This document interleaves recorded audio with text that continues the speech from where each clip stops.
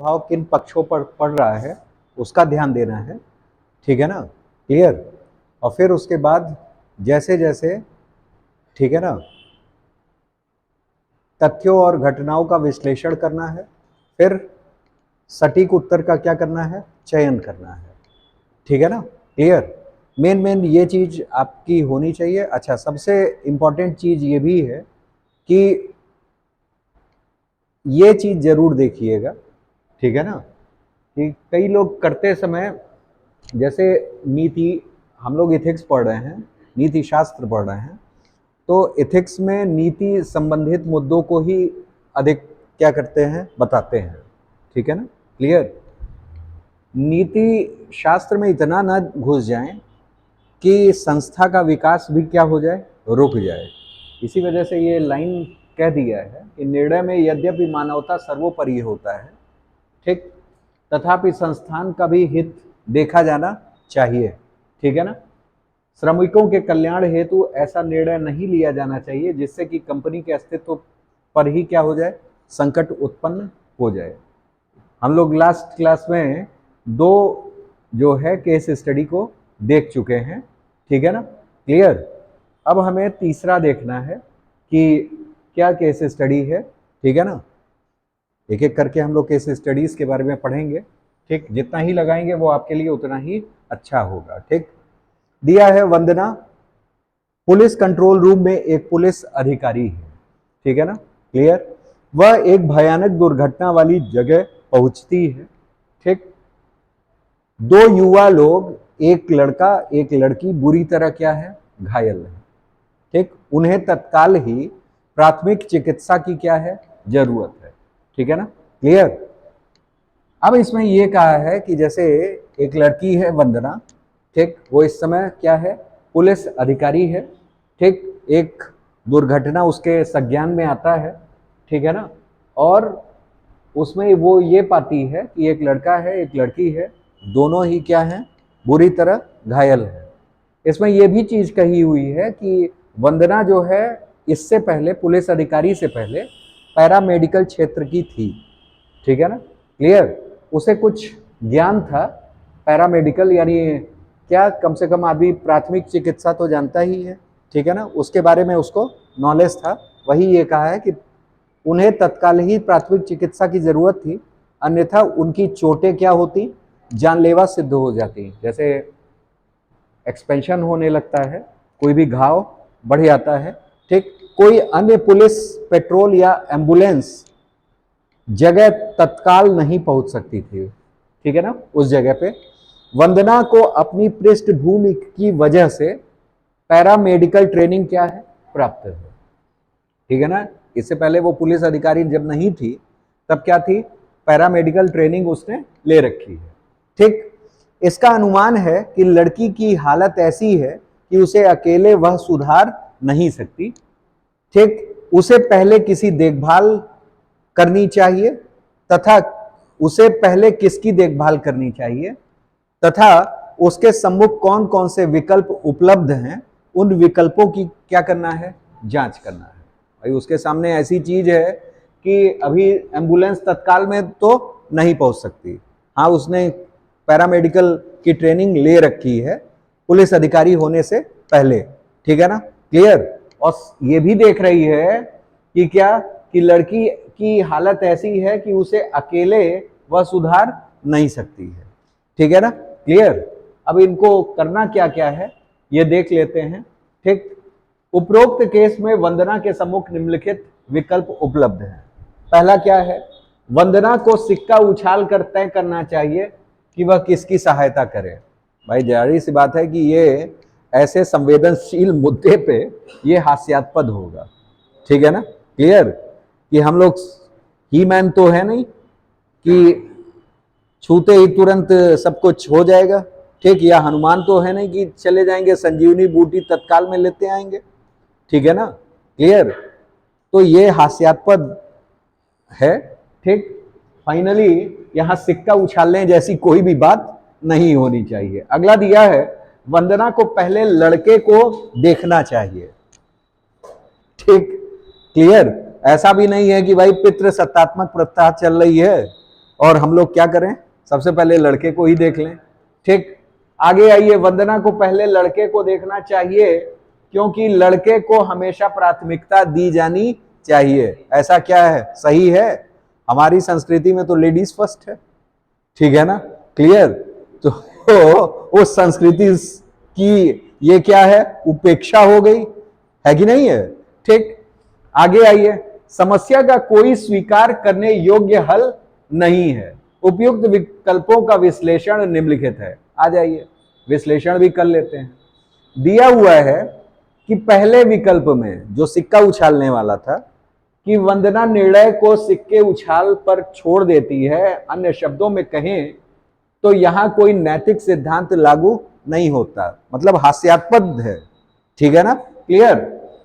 हम कभी ऐसे निर्णय का समर्थन नहीं कर सकते जो किसी नैतिक मानदंड पर न तो टिका हो, सिक्का उछालने में न कोई संवेदना है और न ही कोई संवेदना का स्तर, ठीक है ना, केवल क्या है, हास्यास्पद है।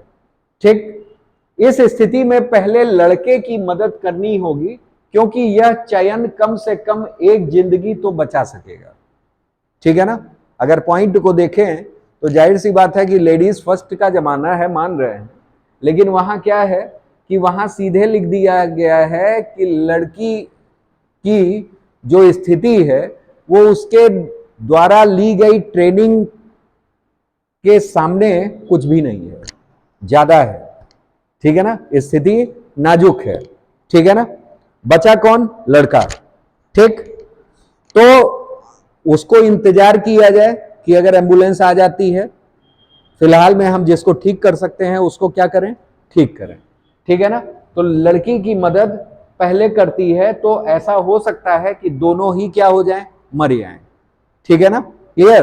क्योंकि लड़की की स्थिति क्या है, संवेदनशील है, ठीक है ना, जो उसके ट्रेनिंग स्तर पर उसे नहीं मिली है। ठीक, इस प्रकार की स्थिति ट्राई एज कहलाती है, ठीक है ना। जैसे युद्ध के दौरान जिसमें घायल सैनिकों को साधनों को उत्पादकता एवं समय के आधार पर क्या किया जाता है, चुना जाता है, ठीक है ना, क्लियर।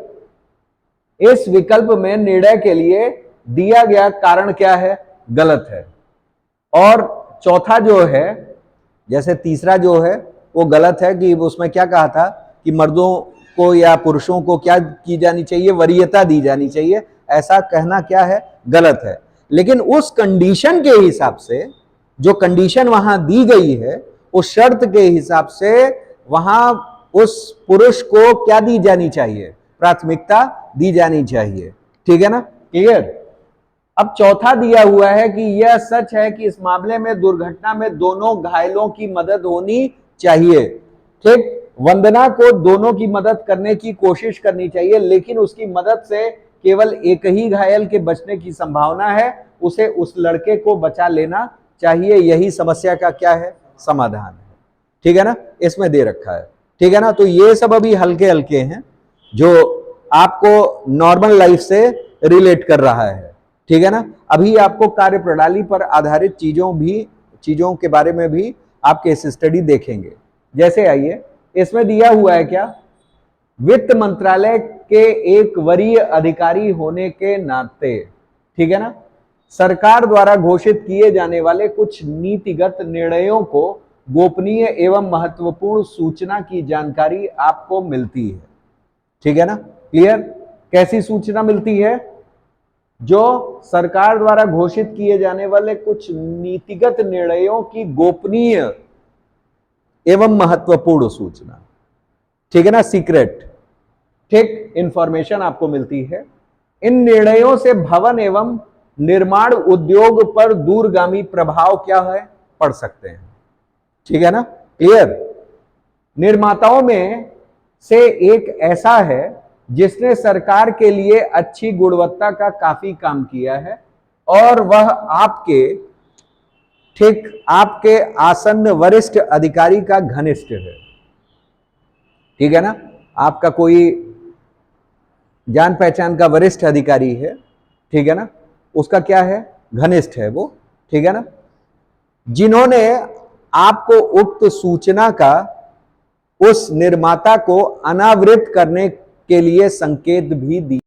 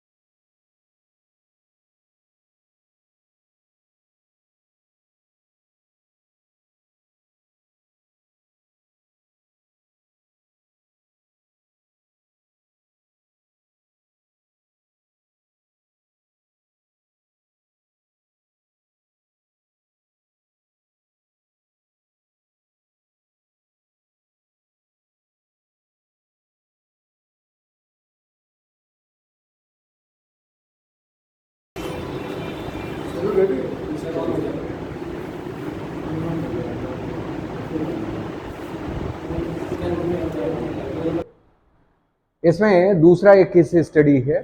आप एक शहर के डीएम हैं, जिला कलेक्टर हैं, ठीक है ना, क्लियर। जहां निर्वाचन होने के लिए अधिसूचना जारी की गई है, नोटिफिकेशन जारी हो चुका है, ठीक है ना, क्लियर। निष्पक्ष चुनाव कराने का उत्तरदायित्व आप पर सौंपा गया है, ठीक है ना। आपको सौंपा गया है कि भाई उस जगह चुनाव जो हो बिल्कुल पारदर्शी हो, निष्पक्ष हो, ठीक है ना। लेकिन आपकी माता को अचानक हार्ट अटैक आने के कारण उन्हें आपके गृह राज्य के जिले, जो कि आपकी वर्तमान पोस्टिंग से 250 किलोमीटर पर स्थित है, में भर्ती कराया गया है, ठीक है ना। मतलब दो दो जिम्मेदारियां हैं, एक आ गई क्या पर्सनल और एक आ गई क्या प्रोफेशनल, ठीक है ना। एक पर्सनल है, पर्सनल क्या कि आपके माताजी को हार्ट अटैक आ चुका है और आपका घर जो है, जिस जगह आपकी पोस्टिंग है उससे 250 किलोमीटर दूरी पर है, ठीक है ना। मतलब आप यहां से समझ लीजिए कि लखनऊ कानपुर के पास है, ठीक है ना, क्लियर, इतनी दूरी पर है।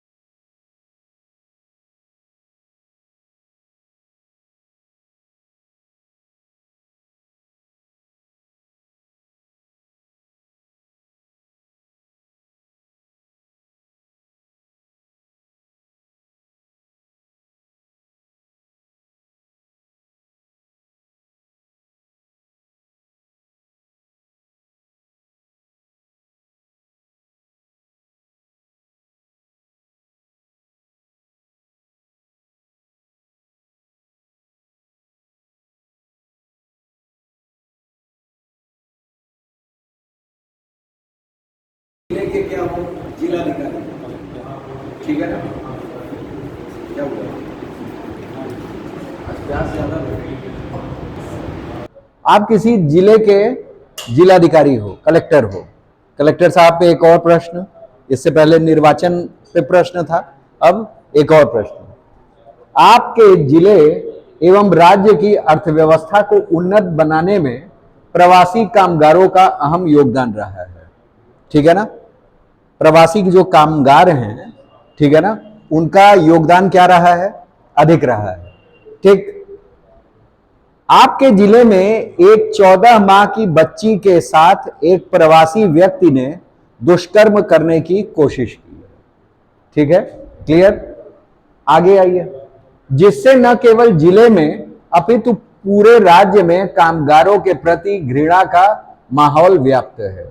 कुछ स्वार्थी तत्व इस परिस्थिति का फायदा उठाने में प्रयासरत है, ठीक है ना, क्लियर। कामगारों को डरा धमकाकर माहौल खराब, ठीक है ना।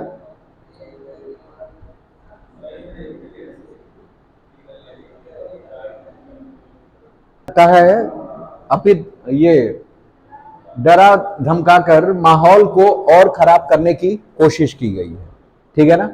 ऐसे में स्वयं की एवं परिवार की सुरक्षा को ध्यान में रखकर बड़ी संख्या में प्रवासी कामगार अपने गृह राज्य की ओर पलायन करने लगे हैं, ठीक है ना, क्लियर।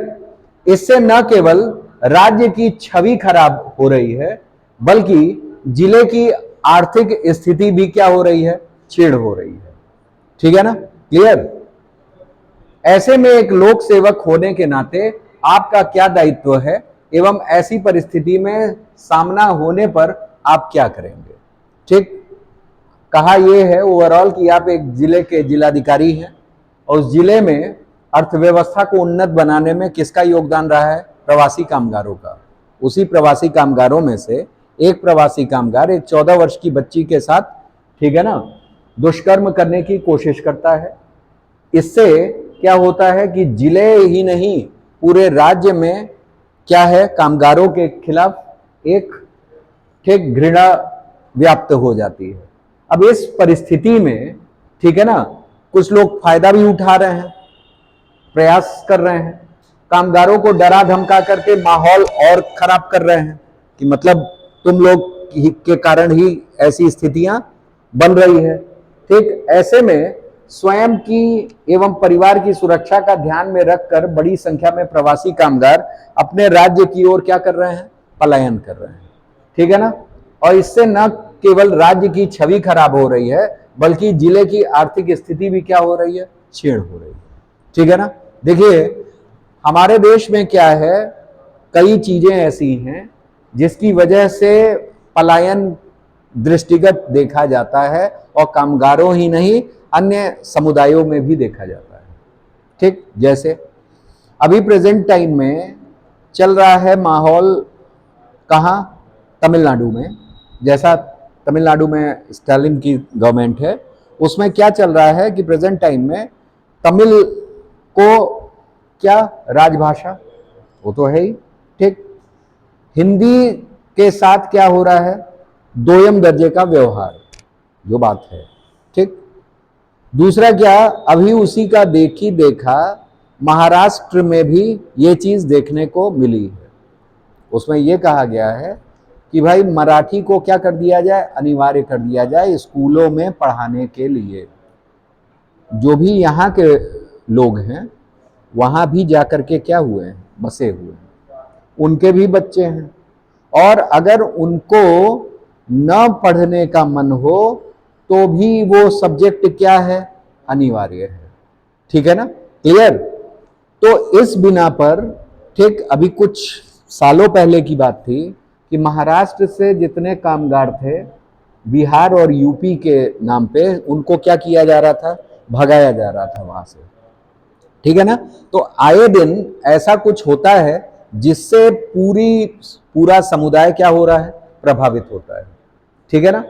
इन्हीं को मद्देनजर देखना है, किया एक ने लेकिन प्रभावित क्या हो रहा है, पूरा समुदाय हो रहा है, ठीक है ना, क्लियर। यहां नैतिकता की स्थिति को समझना चाहिए। ठीक है ना, क्लियर। आइए देखते हैं क्या है। उपयुक्त केस स्टडी विविधता से परिपूर्ण देश में, यहां क्या मेन है, विविधता। ठीक है ना, ये एक ही मुद्दा नहीं है, इससे रिलेटेड कई सारे मुद्दे हैं, इसी वजह से यहां विविधता लगाया गया है। ठीक है ना, विविधता से परिपूर्ण देश में एक साथ रह रहे लोगों में अविश्वास एवं घृणा को उभारने का प्रयास के साथ ही अत्यंत संवेदनशील घटना अबोध बालिका के साथ दुष्कर्म व हत्या से संबंधित है। ठीक है ना, क्लियर। आगे आइए। ऐसे में एक लोक सेवक होने के नाते मेरे विभिन्न नैतिक एवं प्रशासकीय दायित्व हैं, ठीक, जिनका निर्वहन मैं ईमानदारी, सत्यनिष्ठा, सहानुभूति एवं देश प्रेम, संवेदनशीलता के साथ प्रयास करूंगा। क्या क्या दायित्व हैं देखिए।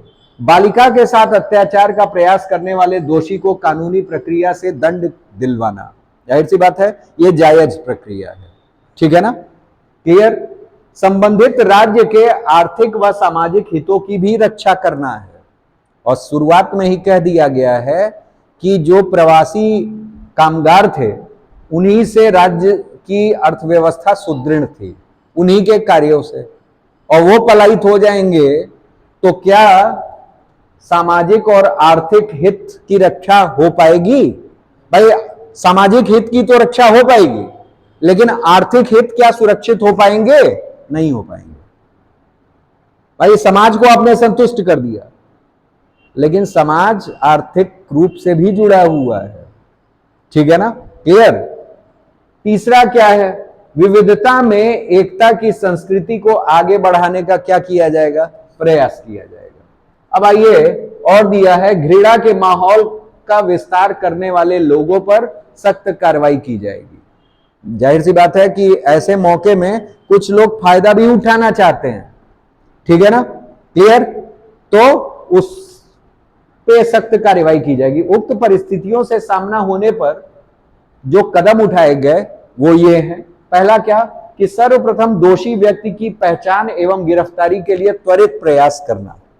ठीक है ना, जो दोषी है उसको जनता के सम्मुख त्वरित कार्रवाई द्वारा ले आना। ठीक है ना, क्लियर। असामाजिक तत्व जो घृणा फैलाने का कार्य कर रहे हैं, जैसे होता क्या है कि कभी भी मान लीजिए दंगे हो रहे हों या फसाद हो रहे हों, तो सबसे पहले उन लोगों पे कार्रवाई की जाती है जो अफवाह फैलाते हैं। ठीक है ना, जो भड़काने का काम करते हैं, जो बीच में रोटियां सेकने का काम करते हैं। ठीक है ना, उन लोगों पे भी कार्रवाई होनी चाहिए, जिससे कि जो उग्रता का लेवल है वो बढ़े ना। ठीक है ना, क्लियर। क्योंकि ये लोग वो फैक्टर्स होते हैं जो बीच में बात इतनी रहती है और बात को क्या कर देते हैं, इतना कर देंगे। ठीक है ना, क्लियर। शासन व्यवस्था पूरी बिगड़ जाएगी। तो इसी वजह से असामाजिक तत्व जो घृणा फैला रहे हैं उन पर भी कार्य होना चाहिए, उन पर युक्त कार्रवाई करनी चाहिए। आगे आइए। स्थानीय लोगों को दोषियों को यथाशीघ्र दंडित करने का आश्वासन दिलाकर शांत करने का प्रयास करना चाहिए। जाहिर सी बात है। ठीक है ना, क्लियर।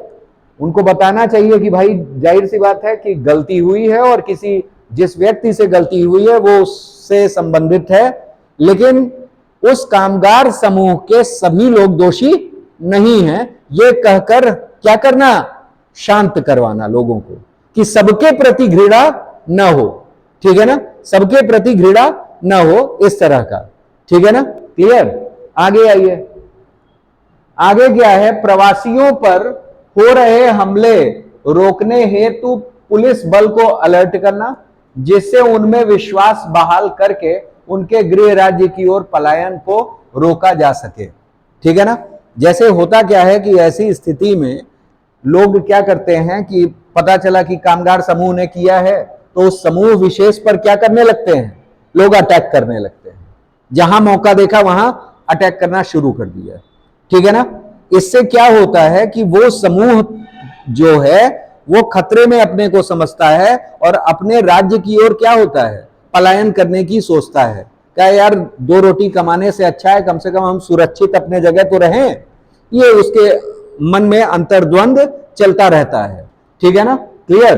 तो इस चीजों को रोकने के लिए क्या है कि पुलिस बल को भी अलर्ट कर देना चाहिए, ताकि वो स्थिति की संवेदनशीलता को क्या करे, समझे और उनकी रक्षा करे, ठीक है ना।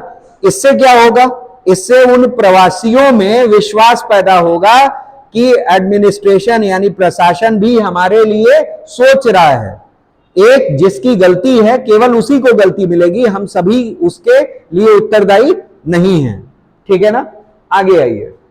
अतः स्पष्ट है कि उक्त प्रयासों से अबोध बालिका के प्रति न्याय किया जा सकेगा और प्रवासियों की वापसी को रोककर राज्य की छवि के साथ साथ राज्य की आर्थिक गतिविधियों को छीड़ होने से क्या किया जाएगा, रोका जाएगा। भविष्य में बच्चों से दुष्कर्म, हत्या जैसी घटना दोहराई ना जा सके, इसलिए विभिन्न कानूनों का प्रभावी क्रियान्वयन भी क्या किया जा सकेगा, सुनिश्चित किया जा सकेगा। ये ध्यान में रखना है, ठीक है ना, क्लियर। तो ओवरऑल ये केस स्टडीज हैं, ठीक है ना। अब 5 मिनट के बाद मिलते हैं, ठीक है ना।